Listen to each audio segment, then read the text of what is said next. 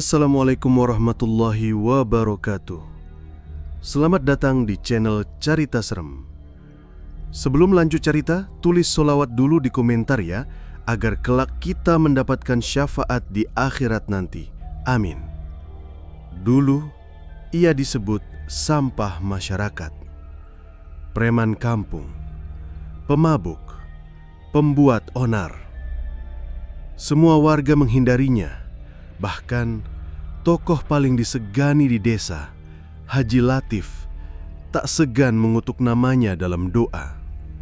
Namun, hidup adalah misteri, dan hidayah tak pernah memilih siapa.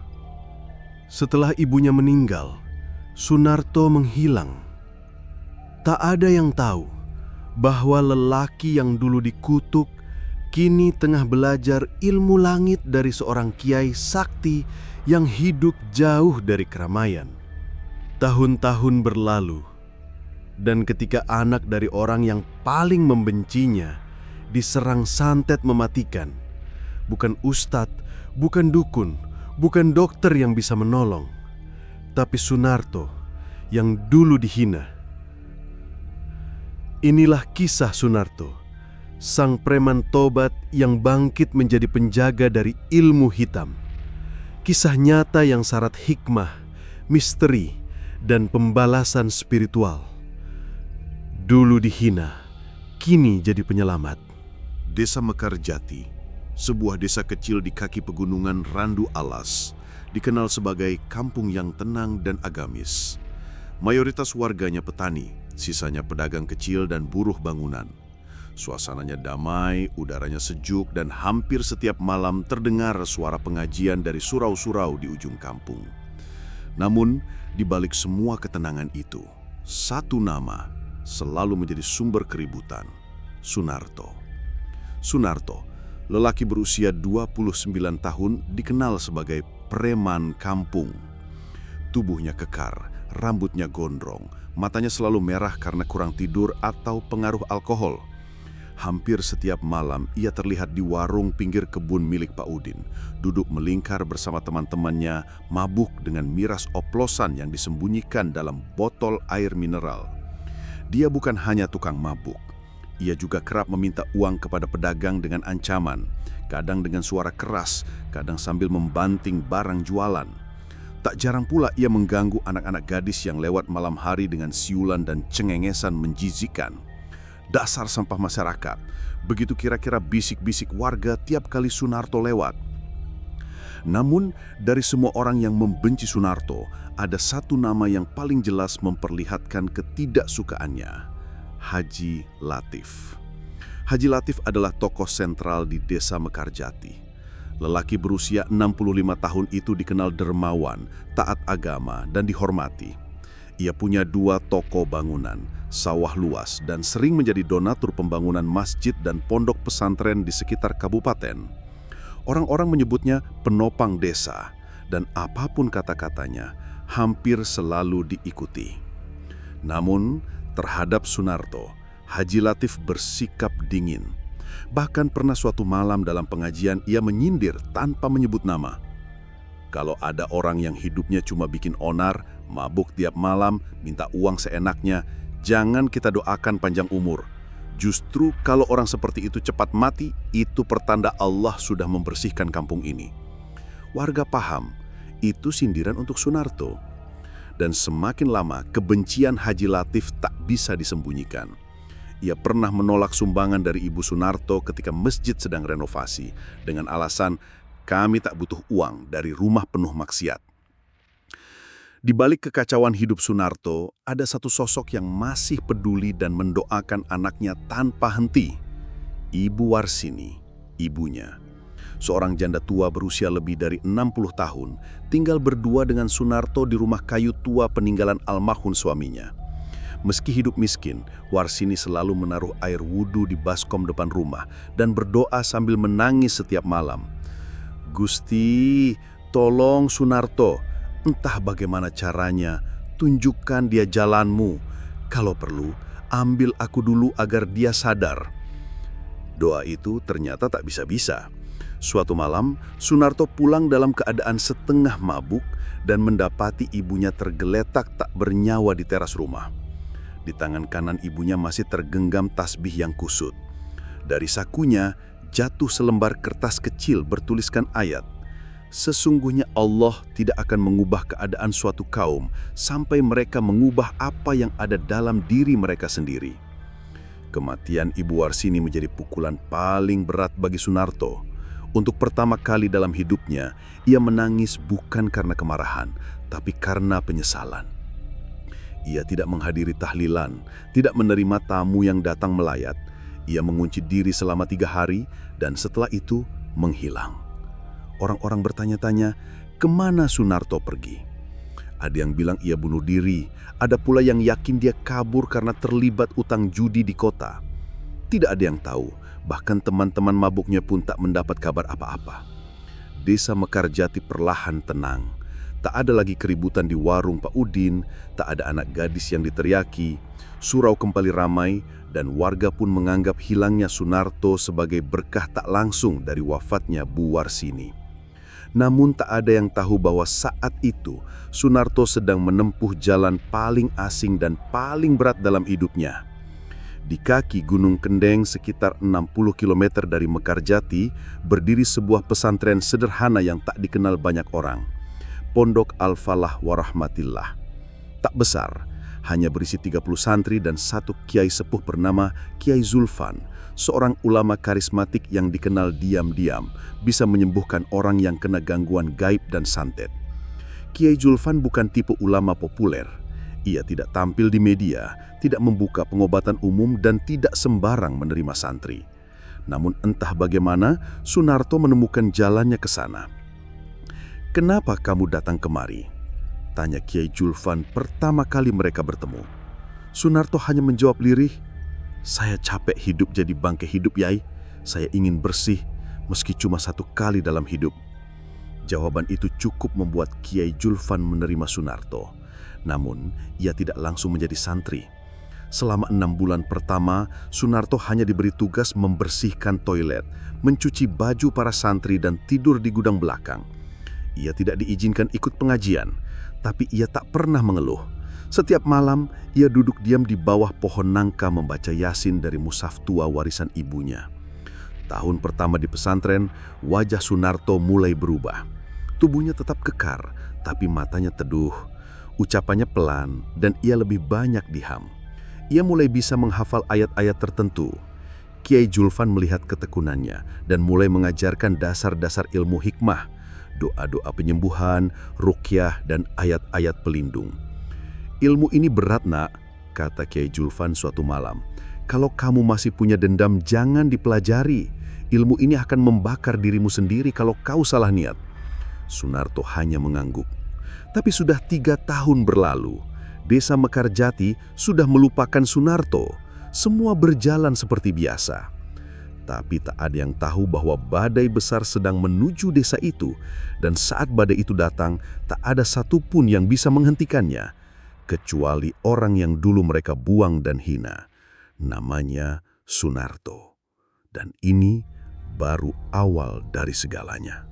Langit sore di kaki Gunung Kendang sering berwarna merah keemasan, seolah Allah sendiri sedang menurunkan seberkas cahaya ke bumi. Di sanalah, di bawah langit yang terasa suci itu, berdiri Pondok Al-Falah Warahmatillah, tempat Sunarto menjalani fase hidup yang tak pernah ia bayangkan sebelumnya.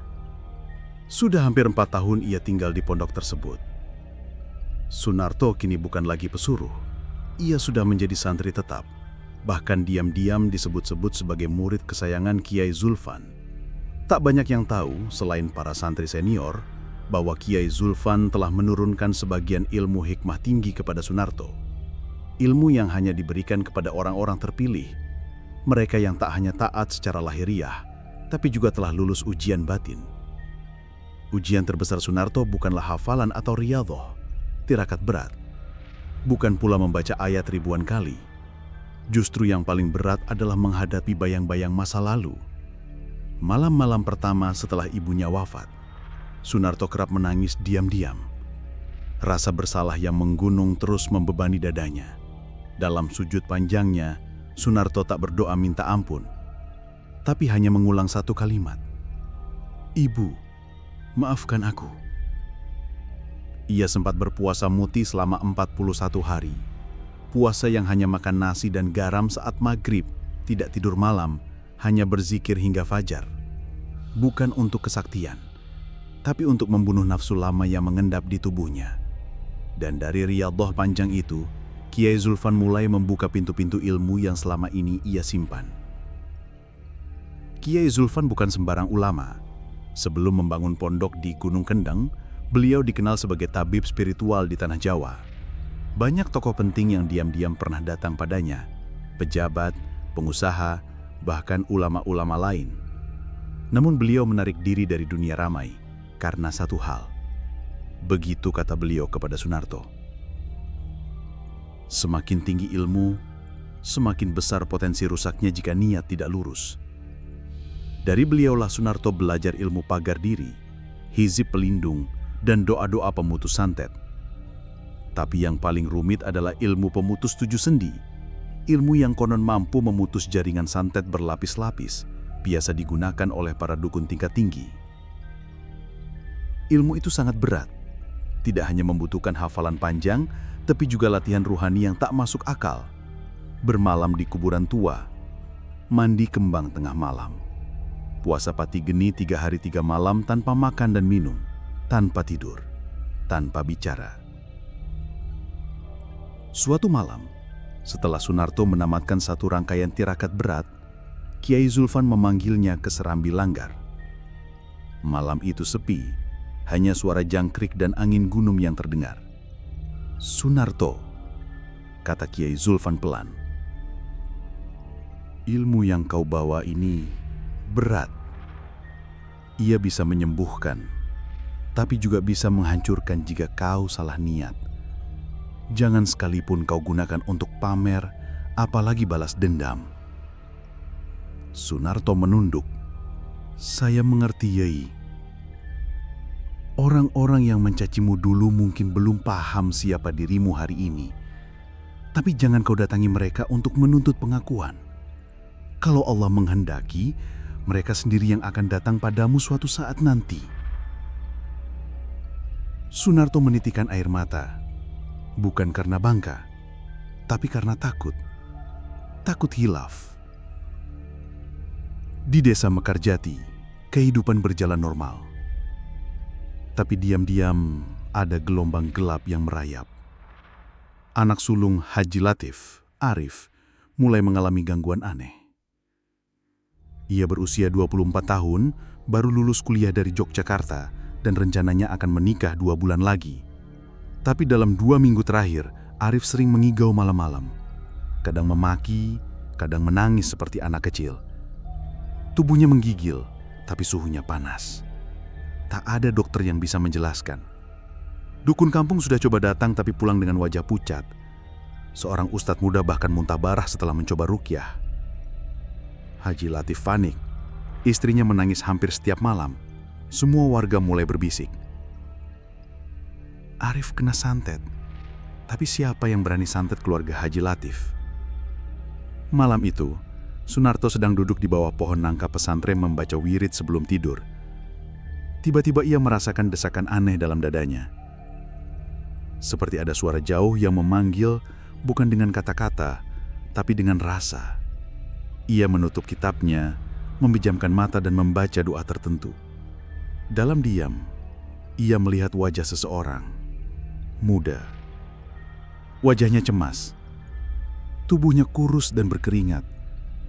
Dan di belakangnya berdiri 7 bayangan hitam berlapis-lapis dengan wajah mencong dan mata merah. Sunarto terkejut. Ia tahu, itu bukan mimpi, itu panggilan. Esoknya ia menemui Kiai Zulfan. "Yai, izinkan saya turun gunung. Saya rasa sudah waktunya." Kiai Zulfan hanya tersenyum. "Waktumu sudah tiba, nak. Jangan kau cari pengakuan. Cukup niatkan untuk menyelamatkan. Maka Allah akan turunkan pertolongannya bersamamu." Hari itu juga, setelah bertahun-tahun menghilang, Sunarto turun dari pondok Al-Falah dengan mengenakan jubah putih sederhana dan sorban abu-abu pemberian sang kiai. Ia berjalan kaki menyusuri hutan dan jalanan desa sambil terus melantunkan zikir perlahan. Tujuannya hanya satu, kembali ke desa Mekarjati. Bukan untuk balas dendam, tapi untuk menjawab panggilan. Karena di sana, seseorang sedang sekarat. Dan satu-satunya yang bisa menolong adalah dia yang dulu dianggap sampah masyarakat. Namanya Sunarto, dan kini waktunya telah tiba. Hari itu, desa Mekarjati diguyur hujan deras sejak subuh. Langit tampak kelabu, angin berhembus aneh, kadang diam total, lalu tiba-tiba menerbangkan daun-daun kering ke arah berlawanan. Beberapa warga mulai resah. Bahkan Pak Darto, penjual keliling yang biasanya cuek, memilih tak keluar rumah. Suasana desa berubah, tak lagi tenang seperti biasa. Ada hawa gelap yang tak bisa dijelaskan. Di rumah besar bercat putih gading di ujung timur desa, anak sulung Haji Latif, bernama Arif, terbaring lemas dengan kondisi mengenaskan. Matanya terus melotot ke langit-langit kamar, tubuhnya gemetar seperti orang epilepsi, dan mulutnya terkunci, tak bisa bicara. Hanya berdecak pelan seperti orang sekarat. Kejadian ini bukan baru semalam, sudah berjalan 2 minggu. Awalnya hanya demam tinggi, lalu berubah menjadi halusinasi. Setelah itu, ia mulai berteriak malam-malam, mencakar dinding, mengomel dalam bahasa aneh, bahkan memaki ayahnya sendiri dalam suara yang bukan miliknya. Semua ikhtiar sudah dilakukan.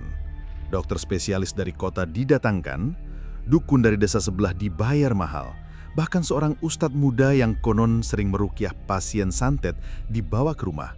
Namun malam itu malah muntah darah dan pingsan sebelum sempat membacakan ayat-ayat suci. Istri Haji Latif, Bu Yanti, sudah seperti mayat hidup. Wajahnya pucat, tubuhnya kurus, dan ia tak pernah jauh dari sisi Arif. Ia terus menangis dan mengaji, berharap anaknya sembuh sebelum hari pernikahannya yang tinggal 2 minggu lagi. Namun, keadaan justru makin buruk. Arif mulai membusuk secara fisik. Tangannya membiru, kuku-kukunya menghitam, dan yang paling menyeramkan, setiap tengah malam dari mulut Arif keluar suara tangis perempuan. Suara itu tidak pernah sama. Kadang lirih, kadang tertawa, kadang mendesah seperti ditusuk sesuatu. Bukan penyakit biasa ini Pak Haji, ini santet tingkat tinggi, kata Pak Kiai Soleh, ulama tua desa itu yang sudah angkat tangan. Warga mulai panik. Mereka tahu keluarga Haji Latif tidak sembarangan. Kalau orang seperti itu bisa kena santet, apalagi rakyat biasa. Warung kopi tempat biasa orang-orang berkumpul kini menjadi pusat gosip. Dengar-dengar itu santet kiriman dari dukun Madura. Bukan, katanya sih balasan dari orang yang pernah diperlakukan gak adil sama Haji Latif. Tapi siapa yang berani nyantet anaknya Pak Haji? Kuat banget tuh santetnya.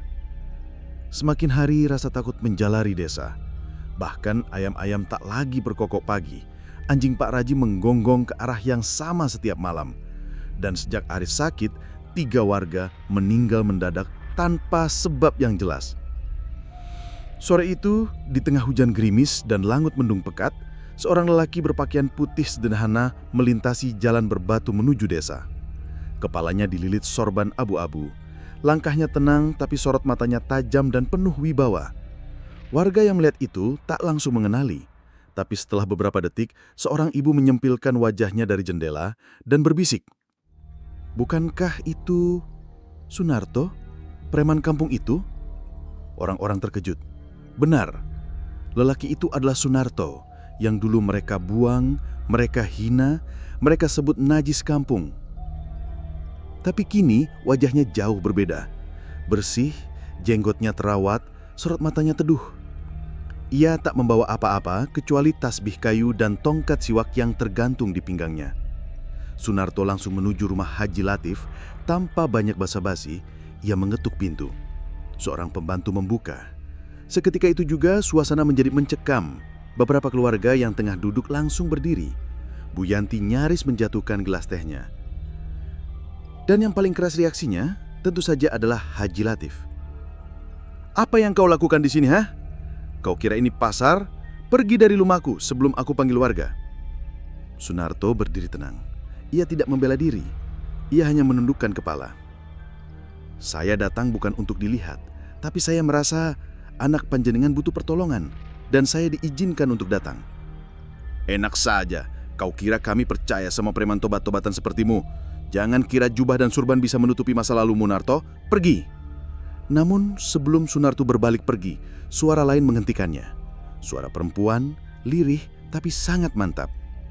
"Abah, biarkan dia mencoba." Itu suara Bu Yanti. Matanya berkaca-kaca, tubuhnya gemetar, dan ia hanya ingin Arif selamat. "Biar dia mencoba. Abah, kalaupun gagal, itu urusan Allah." Haji Latif terpaku. Diam sejenak, wajahnya menegang, matanya merah, dan tangannya mengepal. Namun setelah menarik napas panjang, ia bergumam, "Satu malam saja, kalau sampai anakku tambah parah, kau yang akan kubuang keluar desa dengan tangan dan kaki terikat." Sunarto hanya mengangguk. Ia tahu, ini bukan hanya soal menyelamatkan nyawa. Ini adalah membuktikan pada alam bahwa taubat bukan sekedar janji kosong. Sunarto memasuki kamar Arif. Bau anyir dan kemenyan tercampur jadi satu. Ruangan gelap, hanya ada cahaya redup dari lampu minyak. Arif terbaring dengan mata terbalik. Hanya bagian putihnya yang terlihat. Tubuhnya gemetar, tangannya seperti mencengkeram udara. Sunarto mendekat, membuka surban, lalu duduk bersila. Ia menundukkan kepala, membaca zikir dalam hati. Mulutnya bergetar, tapi tak didengarkan apa-apun. Tiba-tiba Arif mengejang keras, seperti digerakkan oleh sesuatu. Dan dari mulut Arif keluar suara berat. "Kau, Sunarto, kau bukan bagian dari mereka. Pergi sebelum aku bakar seluruh desa ini." Sunarto tetap tenang. Ia mengeluarkan tongkat kayu siwak dari pinggangnya, menancapkannya di bawah ranjang Arif, lalu membaca hizib yang dulu ia dapatkan dari Kiai Zilfan. Suaranya mantap, kalimatnya menggetarkan ruangan. Tiba-tiba Arif menjerit. Suara wanita, pria, anak kecil, semuanya keluar dari mulutnya bergantian. Suara itu melengking, lalu diam. Dan dari mulut Arif keluar gumpalan rambut, potongan paku, dan tanah kuburan yang menghitam. Semua orang melihat itu menjerit. Tapi Sunarto tetap diam, memejamkan mata, dan menuntaskan bacaan terakhirnya. Saat malam makin larut, Sunarto keluar dari kamar dengan wajah basah oleh peluh. Ia tidak banyak bicara, hanya berkata, "Ini baru awal. Ini bukan santet biasa. Ini kiriman 7 arah, dan pengirimnya bukan dukun kampung." Wajah Haji Latif pucat. Bu Yanti meneteskan air mata. Sunarto memandang mereka sejenak, lalu melanjutkan, "Saya akan tetap di sini, bukan karena saya ingin dibenarkan, tapi karena anak panjenengan belum selamat sepenuhnya."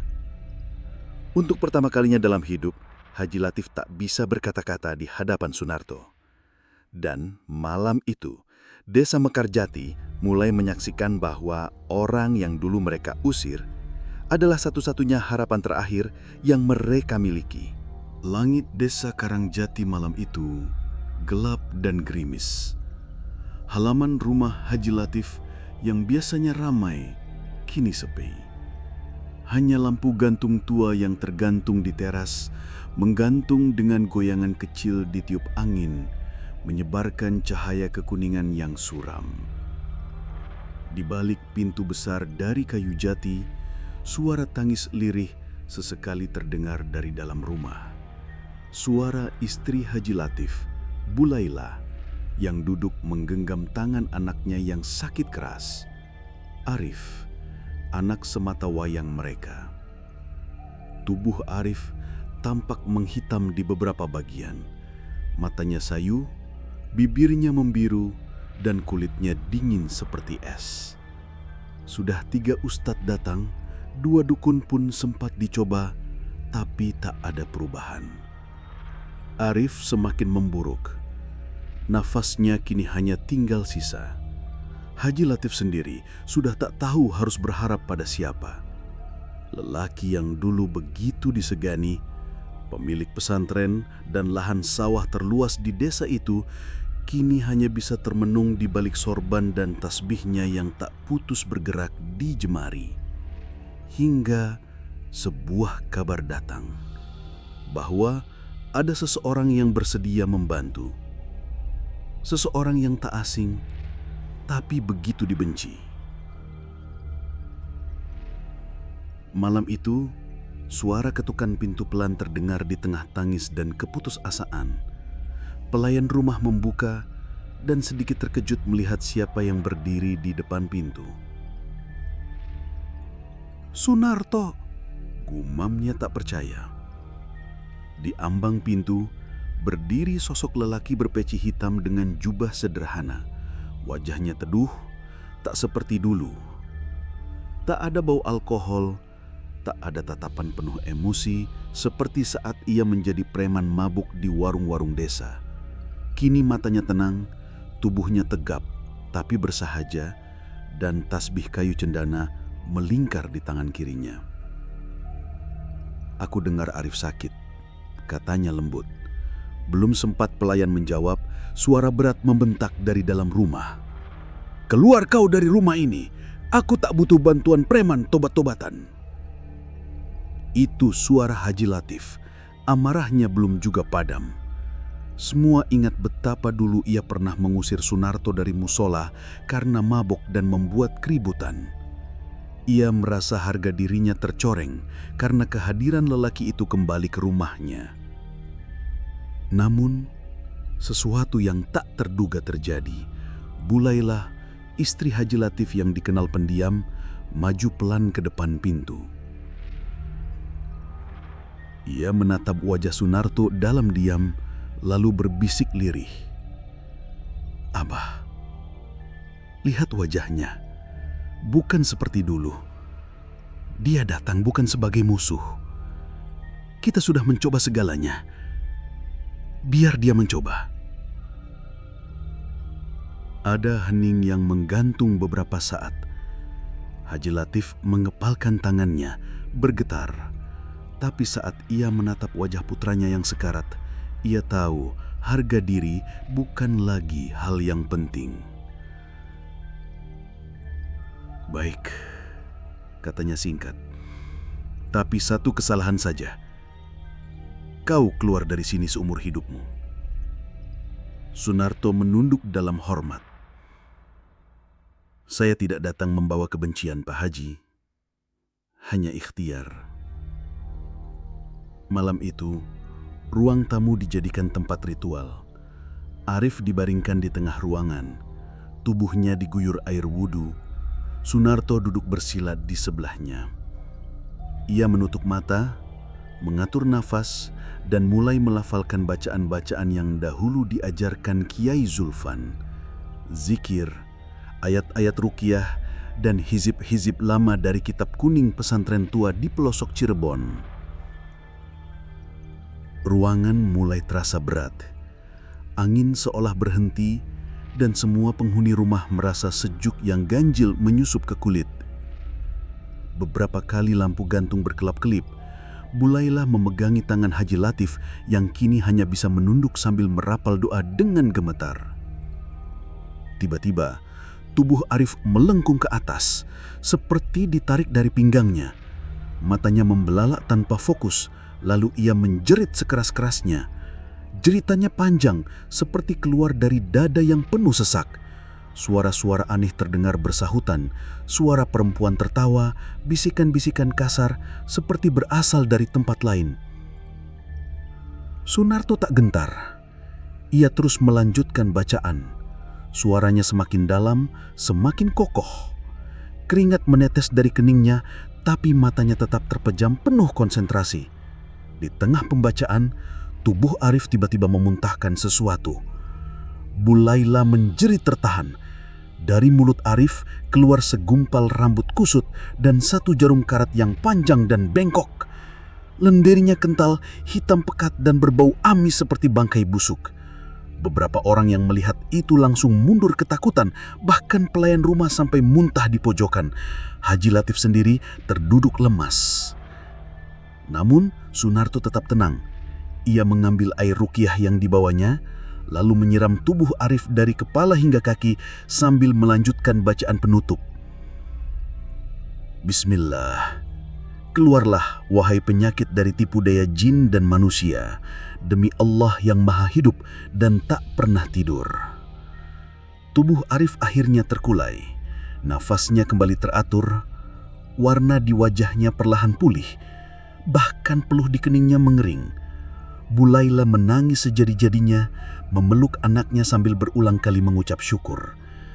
Dan Haji Latif hanya berdiri membatu. Ia menatap Sunarto yang masih duduk bersila, memejamkan mata dan tak berkata apa-apa. Wajahnya damai, bersih, tak sedikit pun menampakkan kesombongan atau dendam.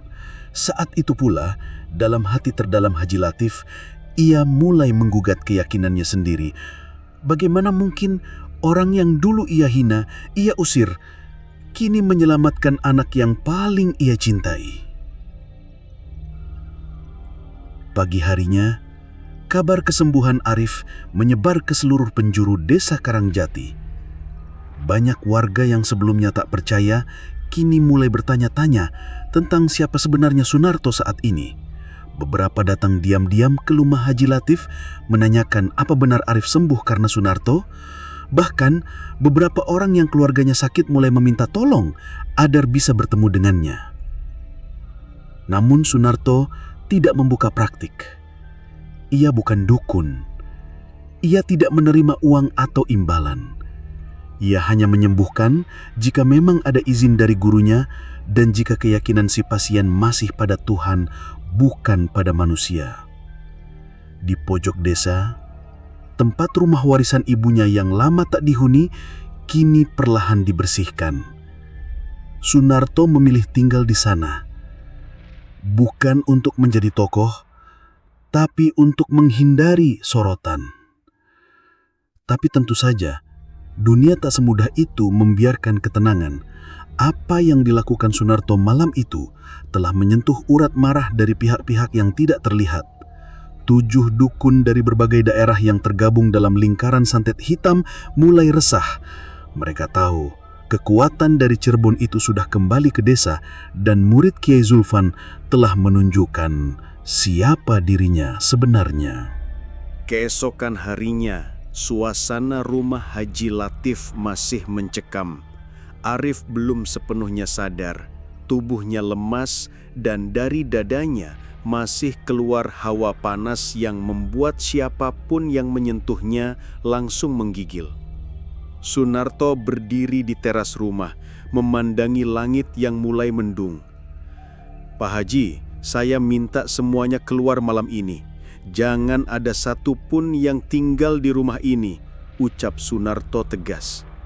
Haji Latif yang masih belum sepenuhnya percaya pun sempat marah. "Kau kira rumah ini pasar, bisa seenaknya kau atur?" Namun Sunarto menatap lurus ke matanya. "Kalau Pak Haji masih ingin anakmu hidup, ikuti saja. Malam ini bukan malam biasa, mereka akan datang." Akhirnya dengan berat hati, Haji Latif, istrinya, dan beberapa kerabat meninggalkan rumah. Hanya Sunarto yang tinggal. Ia duduk bersila di ruang tengah di depan kamar Arif. Ia membuka kitab kecil pemberian Kiai Zulfan, lalu membaca hizib-hizib pelindung yang hanya diajarkan pada murid khusus. Malam turun perlahan dan suasana desa Pagerwangi mendadak berbeda. Angin yang biasanya sepoi kini terasa seperti hembusan nafas dari dunia lain. Lampu-lampu jalan meredup sendiri. Anjing-anjing di kejauhan menggonggong panjang, saling sahut. Tepat tengah malam, saat jam dinding tua berdentang 12 kali, udara berubah drastis. Tiba-tiba terdengar tawa wanita melengking dari arah dapur. Kemudian suara ayam jantan berkokok dari dalam kamar mandi yang kosong. Di luar rumah, suara langkah kaki tanpa tubuh terdengar jelas di atas genteng. Sunarto membuka matanya. Ia tahu serangan itu dimulai. 7 dukun dari luar desa yang selama ini menyimpan dendam pada Haji Latif karena perebutan tanah tambak 20 tahun lalu telah memutuskan untuk menyerang anaknya sebagai balas dendam. Mereka menggunakan santet berlapis, kiriman gaib yang hanya bisa ditangkal oleh ilmu tinggi. Sunarto menggambar garis gaib di sekeliling rumah menggunakan air yang sudah dibacakan ayat-ayat pelindung. Ia menanam benda pusaka kecil di 4 penjuru rumah. Saat garis terakhir selesai, rumah tiba-tiba tergoncang hebat, seolah gempa lokal menghantam bangunan itu. Dari balik dinding muncul bayangan hitam besar, matanya merah, lidahnya menjulur panjang. Itu bukan jin biasa, melainkan korin yang dijadikan alat oleh dukun untuk mematahkan pertahanan spiritual. Sunarko tidak gentar. Ia duduk dengan tangan terangkat dan melantunkan Hizib Al-Barki. Bacaan itu menghantam makhluk itu seperti petir. Bayangan hitam mengerang lalu meledak menjadi asap pekat. Namun itu baru permulaan. Dari arah atap terdengar suara retakan. 7 sosok berkerudung hitam tampak duduk bersila mengambang di udara. Wajah mereka pucat, matanya kosong. Di tangan mereka tergenggam boneka jerami yang menusuk paku berkarat di dada. Sunarto tahu itu perwujudan astral dari para dukun. Mereka tidak datang secara fisik, tapi lewat media gaib. Namun pengaruhnya nyata. Tiba-tiba Arif menjerit lagi di kamar. Tubuhnya melayang sebentar, lalu jatuh kembali ke kasur. Dari mulutnya keluar suara berat yang bukan miliknya. "Keluar kau murid Zulfan, ini bukan urusanmu." Tapi Sunarto justru tersenyum tenang. Ia membuka jubah putihnya dan memperlihatkan bekas bakaran tasbih di dadanya, tanda murid utama Kiai Zulfan. "Ilmu kalian cuma permainan, tapi aku diajari menghadapi kejahatan yang lebih dalam dari kalian." Sunarto mengambil batu kecil dari dalam tasnya, lalu menghantamkannya ke lantai sambil membaca Hizib Al-Hikam.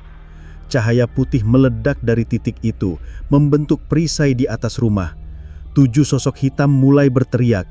Salah satunya terbakar, satu lagi pecah seperti kaca. 3 lainnya jatuh ke tanah dan meronta kesakitan. 2 sisanya kabur ke arah hutan. Sunarto masih bertahan di tengah ruangan. Tubuhnya menggigil karena menahan benturan energi gaib. Tapi ia tetap membaca hingga seluruh rumah kembali sunyi. Menjelang subuh, rumah itu hening.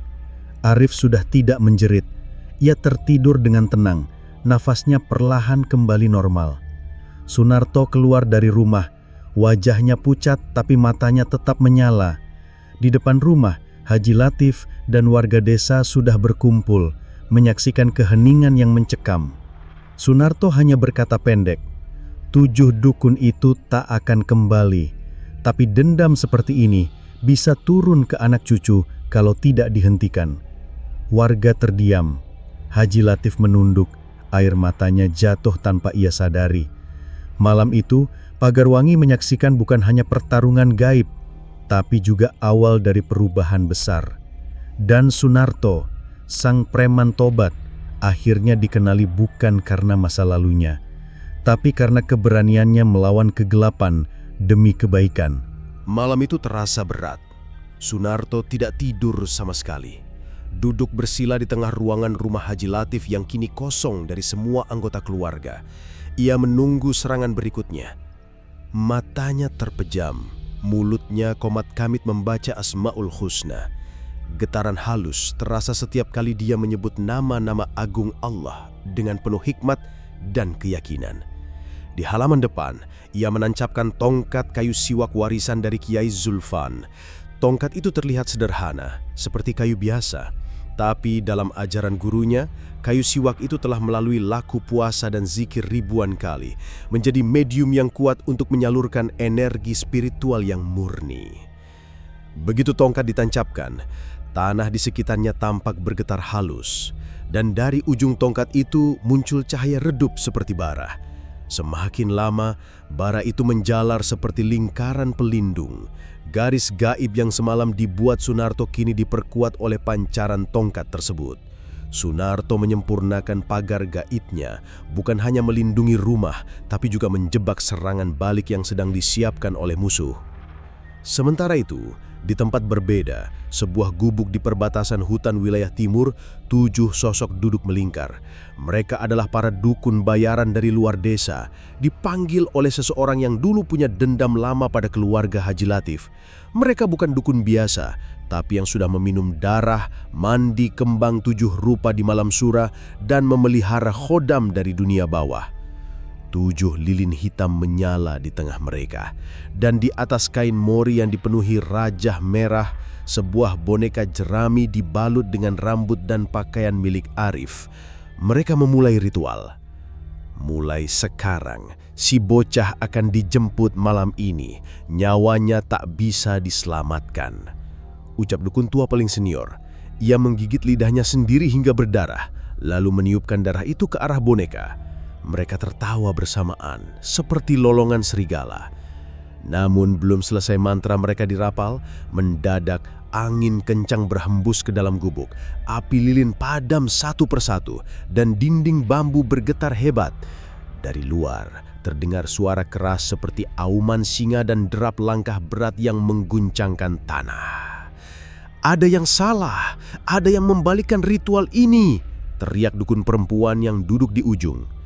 Dalam sekejap, salah satu dari mereka mendadak muntah darah. Ia menggigil dan terjatuh.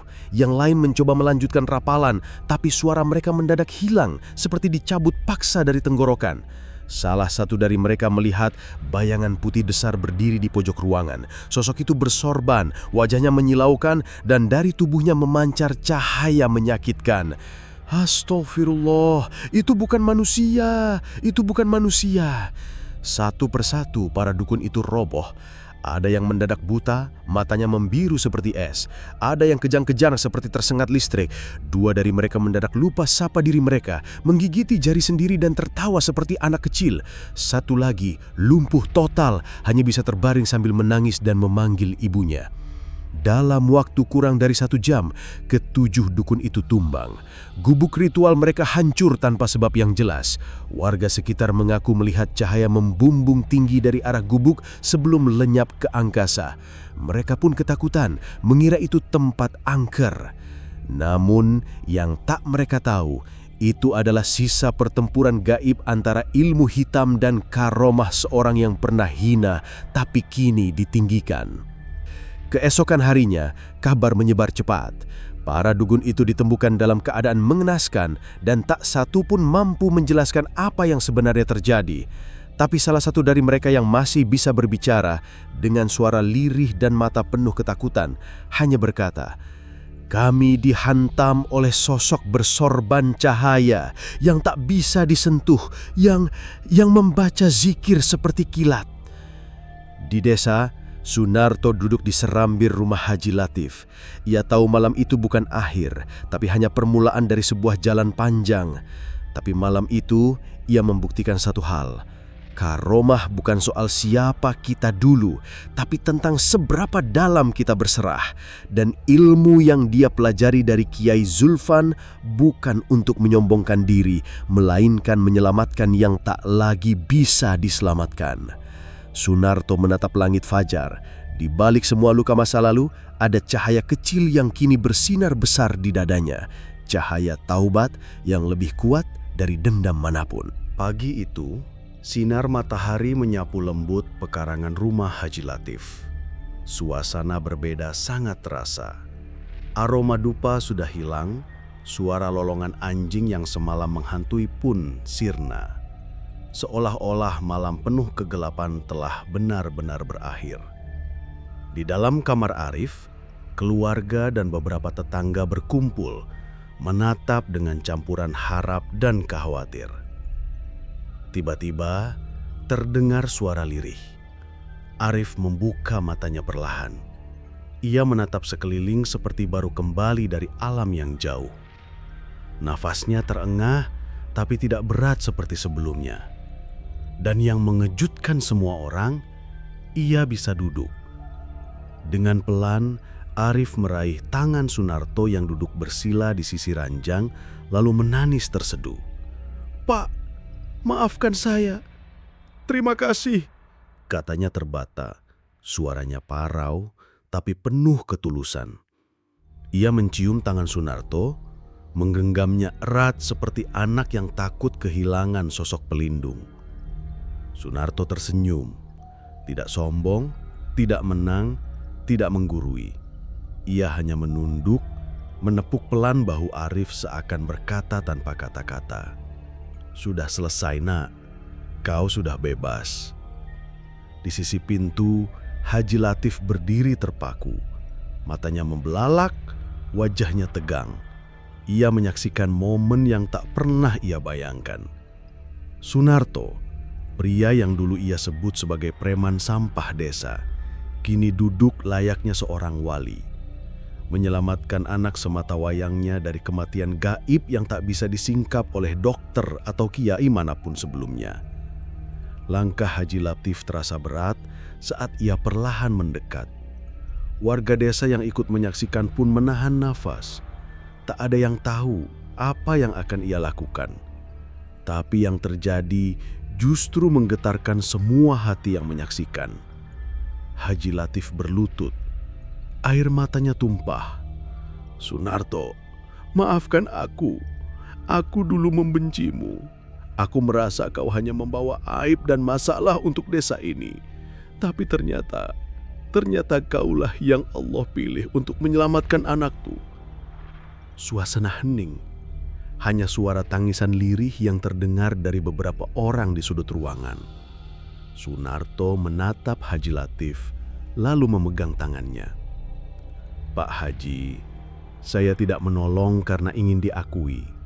Saya tidak datang ke sini karena ingin dianggap pahlawan. Saya datang karena ajaran guru saya. Kita semua bisa berubah, Pak Haji. Yang penting, kita tahu kapan harus berhenti jadi musuh Allah." Ucapannya sederhana, tapi mengguncang jiwa semua yang hadir. Tak ada sedikit pun dendam dalam nada bicaranya.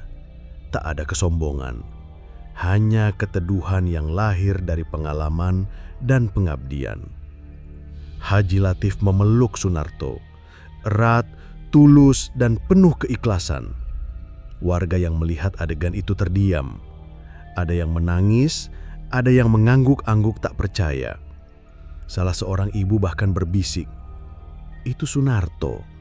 Dulu dia yang suka mabuk-mabukan itu kan? Ya Allah, Allah benar-benar membalikkan takdir manusia." Di sisi lain, istri Haji Latif menutup wajahnya dengan mukena. Ia menangis, tapi kali ini bukan karena takut kehilangan anaknya, melainkan karena rasa syukur yang tak terbendung. Sejak hari itu, nama Sunarto bukan lagi bahan ejekan di warung kopi atau selentingan buruk di pengajian ibu-ibu. Dia dihormati, tapi ia tidak tinggal di sana. Malam itu juga, setelah pamit dengan Arif dan keluarganya, Sunarto mengemasi tas kecilnya. Ia kembali ke pondok, ke tempat ia menuntut ilmu, membersihkan jiwanya, dan menemukan makna hidup sebenarnya. Karena bagi Sunarto, pengakuan manusia bukanlah tujuan. Hanya ridho Allah dan keistiqomahan di jalan kebenaranlah yang ia kejar. Dan bagi Haji Latif, malam itu menjadi titik balik pula. Ia yang selama ini merasa paling benar, sadar bahwa hidayah bisa datang kepada siapapun, bahkan dari orang yang dulu ia hina. Sunarto, dulu preman kampung, kini menjadi cahaya yang menyinari desa. Dan cahaya itu belum padam. Belum. Beberapa hari setelah Arif sembuh total, kabar tentang kesembuhannya menyebar ke seluruh penjuru desa, bahkan ke luar wilayah. Nama Sunarto yang dulu dikenal sebagai preman mabuk, kini berubah menjadi sosok yang dipandang penuh hormat. Banyak orang datang dari jauh hanya untuk meminta tolong, minta diruqyah, atau hanya sekedar bertanya tentang jalan taubat. Namun, Sunarto tak tinggal lama di rumah Haji Latif. Ia pamit dan kembali ke pondok pesantren milik Kiai Zulfan. Tapi sebelum pergi, ia menyempatkan diri duduk bersama Haji Latif di serambi rumah. Kali ini bukan untuk bertikai, melainkan untuk berbagi hati. "Pak Haji, saya ini bukan siapa-siapa. Saya hanya murid kecil dari seorang guru besar. Kalau saya ini bisa membantu, itu karena saya pernah diselamatkan lebih dulu oleh orang yang tahu jalan Allah," kata Sunarto. Matanya menatap langit pagi yang cerah. Haji Latif mengangguk pelan. "Justru karena itu, Nak Sunarto, engkau lebih besar dari yang kau pikirkan. Dulu saya menilai hanya dari masa lamu. Padahal yang paling penting dari manusia adalah kemana dia melangkah sekarang." Tak lama setelah itu, warga mulai berdatangan meminta Sunarto tetap tinggal di desa. Mereka memintanya membuka pengajian, bahkan menyediakan lahan kecil di dekat masjid tua untuk dijadikan tempat menetap. Tapi Sunarto menolak halus. "Saya masih harus belajar. Ilmu ini belum seujung kuku dari yang diajarkan guru saya. Lagi pula, belum saatnya saya menetap. Mungkin nanti, kalau Allah izinkan, saya kembali. Tapi sekarang, saya harus kembali ke jalan sunyi, ke pesantren." Dan benar, malam itu Sunarto pamit. Ditemani Haji Latif dan beberapa warga, ia berjalan ke ujung desa, tempat ia dulu sering mabuk-mabukan. Di sanalah terakhir kali kakinya menginjak tanah sebagai preman, dan kini ia meninggalkannya sebagai sosok baru, pembawa cahaya. Sebelum menghilang di tikungan, ia menoleh sebentar dan berkata, "Jangan benci orang karena masa lalunya, karena bisa jadi orang itulah yang akan menyelamatkan kita di masa depan." Setelah kepergiannya, banyak warga yang mengaku bermimpi melihat Sunarto berdiri di tepi masjid tersenyum. Dan setiap kali ada kasus santet atau gangguan gaib, mereka hanya bisa berkata lirih, "Andai Sunarto masih di sini." Namun di pesantren Kiai Zulfan, Sunarto tetap belajar. Ia memperdalam ilmu laduni, ilmu hikmah, dan berbagai amalan karomah yang tidak sembarang orang bisa kuasai. Kiai Zulfan kini mulai mempersiapkan Sunarto menjadi penggantinya. "Narto, suatu saat kamu harus kembali ke masyarakat. Bukan untuk jadi siapa-siapa, tapi untuk jadi lentera. Dunia ini gelap bukan karena malam, tapi karena terlalu sedikit yang mau jadi cahaya." Sunarto mengangguk. Dalam diam, ia tahu perjalanannya belum usai. Dan suatu hari ia pasti akan kembali, bukan sebagai preman, bukan pula hanya sebagai murid, tapi sebagai pewaris cahaya, penjaga umat dari kegelapan gaib yang tidak pernah benar-benar tidur.